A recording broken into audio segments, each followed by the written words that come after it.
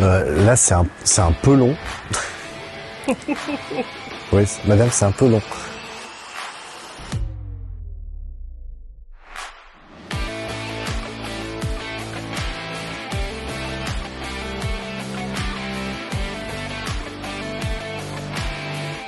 Bonjour et bienvenue à la Maison 5. On est en plein cœur de Paris où Renault a créé ce lieu éphémère pour accompagner le lancement commercial de la nouvelle Renault 5 électrique. Alors bien évidemment, on y trouve pléthore de configurations, dont cette future série spéciale Renault 5 Roland-Garros.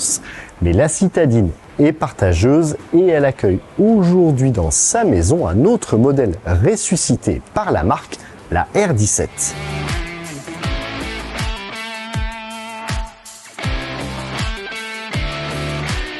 Longtemps caché sous le tapis, le passé du losange refait surface depuis le début de la décennie sous l'impulsion d'un Luca De Meo rompu à l'exercice.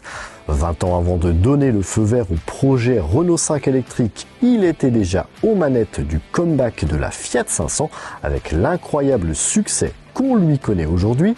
Une recette miracle que l'Italien fera prochainement fructifier au sein de la gamme française avec la révélation de la nouvelle Renault 4 en octobre prochain, en attendant le retour de la Twingo d'ici 2 ans. Mais contrairement à ces dernières, cette nouvelle Renault 17 n'envisage aucune concrétisation en série. Elle se livre plutôt à une pure performance artistique pour mieux servir l'image de Renault en cette période particulièrement teintée de nostalgie. Les enjeux sont donc faibles pour elle. C'est pour cette raison que la direction a pris la liberté de confier ce projet à un designer extérieur au studio habituel de la marque, comme elle le fait chaque année depuis 3 ans.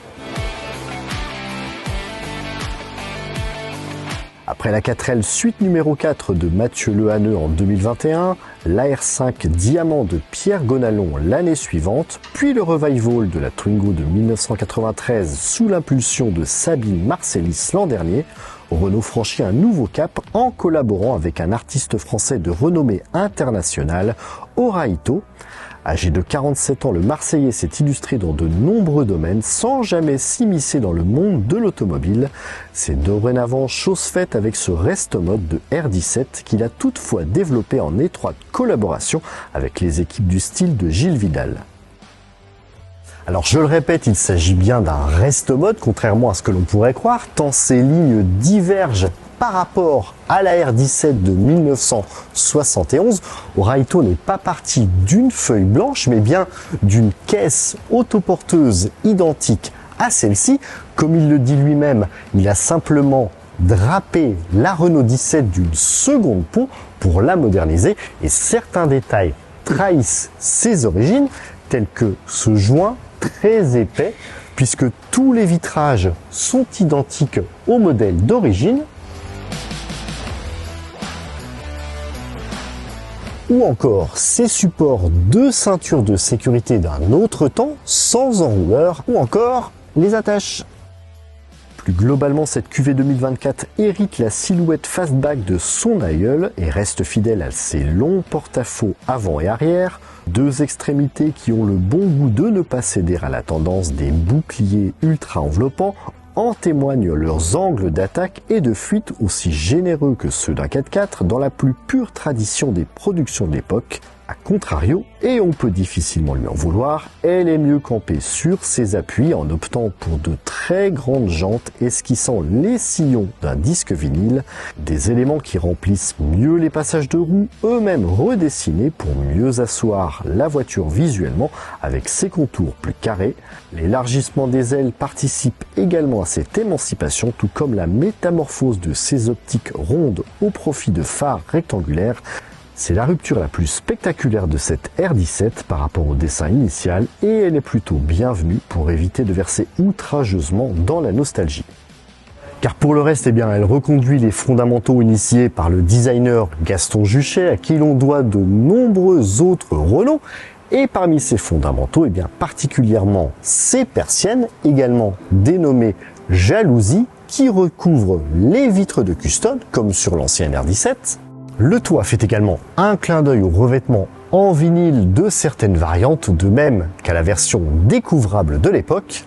Et puis à l'arrière, on retrouve ces feux horizontaux dans une version réinterprétée, bien évidemment, avec ce fin bandeau lumineux à LED conforme au concept de simplexité prôné par Horaito, qui consiste à simplifier les éléments complexes.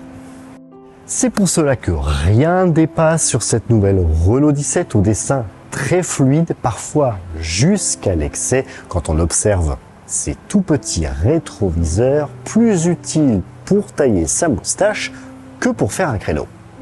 On est mauvaise langue car pour le reste, l'habitacle la joue plutôt raisonnable, un véritable cocon inspiré de l'univers de l'ameublement des 70s, d'où cette alternance de laine plus ou moins épaisse pour le tapisser et notamment au niveau du volant.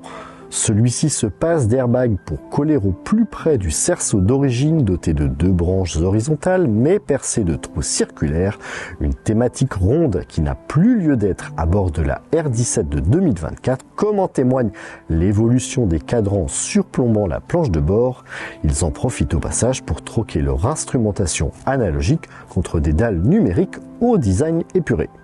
Les sièges eux aussi se recouvrent de 2 types de laine, mais on note surtout l'architecture de type pétale, chère au Renault des années 70, avec ces extensions décalées par rapport à l'assise principale qui permettent d'améliorer le maintien aussi bien au niveau des cuisses que du buste, sans oublier ces éléments pour caler les genoux. Et la bonne nouvelle, c'est qu'on retrouvera l'essentiel de ce principe dans la nouvelle Renault 5.